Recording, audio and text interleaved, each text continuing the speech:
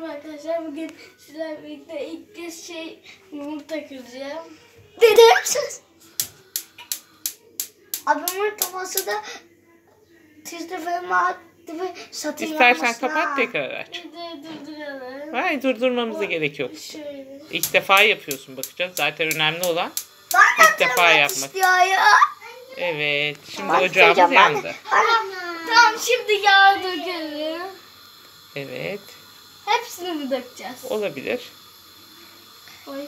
Yaşlık banda ihtiyacımız var mı? Şu yaşlık band var.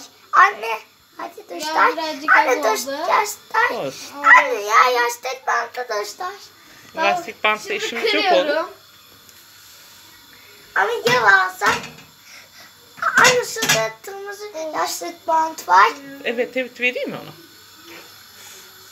Al bakalım. Kırmızı, Evet, diğer yumurtamızı da kıralım. Şimdi kırmızı yaşlık band. Bunu ne Diğer, yapacağım? tamam, onu da buraya bırakabiliriz. Yaşlık band, yaşlık band. Hadi bakalım. Yaşlık band. İlk kez kırıyorum. Hadi ama tuzumuzu da atmamız lazım değil mi? Biraz daha şey yapalım. Hadi kır bakalım ama tavamızı tut, tehlikeli. Asıl kafasına sıkıştıracağım. Asıl tutmasına. Evet, evet. Bir de tuz mu atacaksın? Evet, tuz atacağım. Çok az, sonra karıştıracağım. Hadi bakalım. Yatayım mı? Ha ha ha ha. Tamam, şimdi karıştıralım. İstiyorsan böyle de olabilir. Böyle de Ateşte değişik bir şey ateşte. oldu. Zaten şifreni de bilmiyorum. Ateşte de galiba bilmiyorum.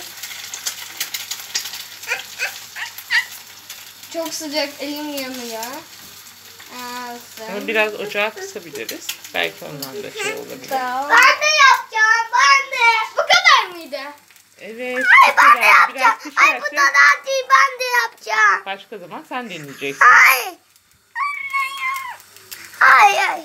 Güzel oldu mu? Yiyecek misin sen? Ay ben de yapmak istiyorum ya.